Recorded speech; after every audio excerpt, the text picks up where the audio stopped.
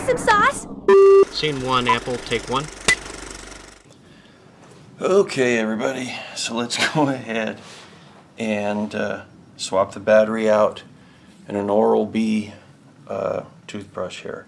I've had this toothbrush for quite a long time now, and the battery's gotten to a point where if I try to charge it, it'll hold a very, very weak charge, but it doesn't last for a long time.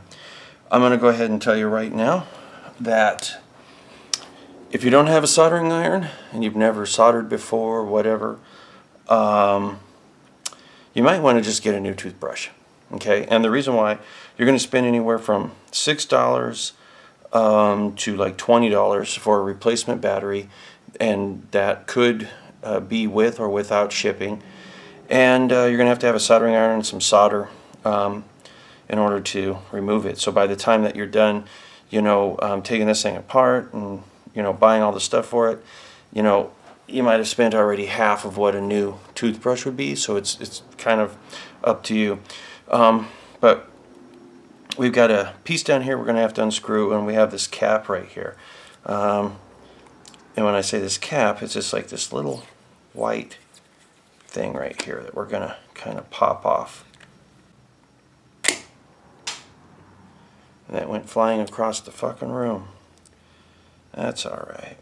But we need to remove that. I'll just have to find it before I put this back together again. Now what we can do is you'll see that on the bottom of this we've got a shape here.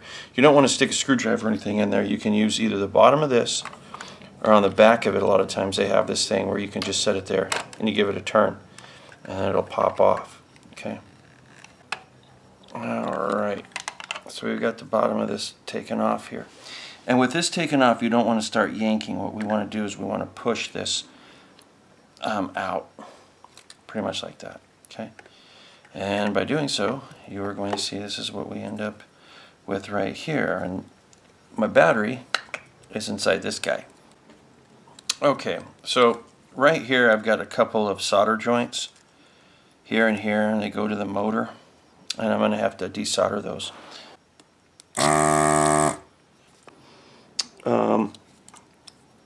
If you've desoldered them correctly, they'll be free from the base here, which they are now. And let me show you what I'm talking about here. Because there are these two little leads right here that kind of fold over on top. Right here. There's one. And there's one. And it'll be free from this guy right here. And now what we have to do is we have to slide this out. Okay, and then that's done by this and this right here. This piece will come out. Okay. Okay, so we have a lead that is from here, and we also have one that is down here, and you got to be kind of careful with this so you don't damage anything. But essentially,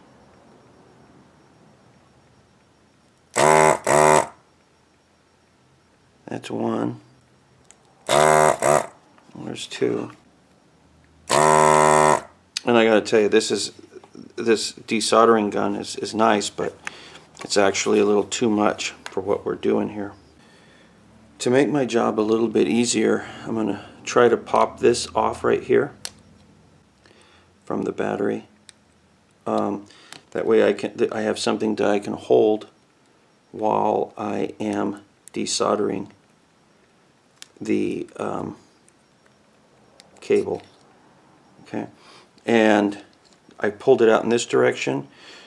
There's usually there's going to be a positive and a negative. You'll see that one side might be crimped, one side is not crimped. You also might end up seeing that one side has got a line on it and the other side does not. This is positive, this is negative.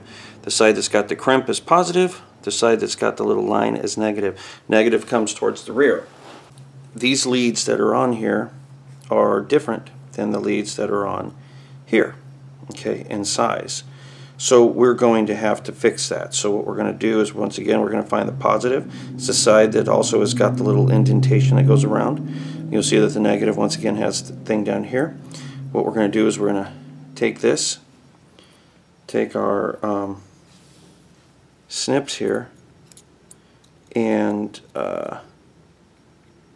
cut it and shape it. Okay, trying to reinsert this is going to be a trick, but we're going to end up making it happen. So we'll just slide this down until it gets to the point that it needs to be, and it'll go right up and over. And then we'll bend this down, and then we'll just solder these back in place now that we've got them in the right spot. Time to solder these two guys back together again. So we'll take this and slide it in place. So now that that's in place, we can go ahead and solder these two leads that go to the motor back in place. And I know I'm using a desoldering tool for the soldering, which is not ideal, but it works. Make sure that these leads actually have been correctly soldered, and it looks like they have. So now what we're going to do is we're just going to take this and reverse the steps. Slide this up and in, just like we did before, reversing it, of course. Okay. We don't have any juice in here, but after I plug this in, we should see a charge. We should see a charge with a blue light, and we do. And let me see if I can find that ring that flew off. And I found it. So I get to slide it back on here. It's only been charging for about a minute, so I'm not expecting too much, but as long as I get something out of this when I hit the button, then I know we're good. And we are. It just needs to be charged. So that's how you go about changing the battery in one of these. Like I said, it's kind of a pain in the ass. If you've got a soldering iron, in about 15 minutes you can do it. The battery that I bought it here in the US, even though it was made in China, and I spent about $16 on it.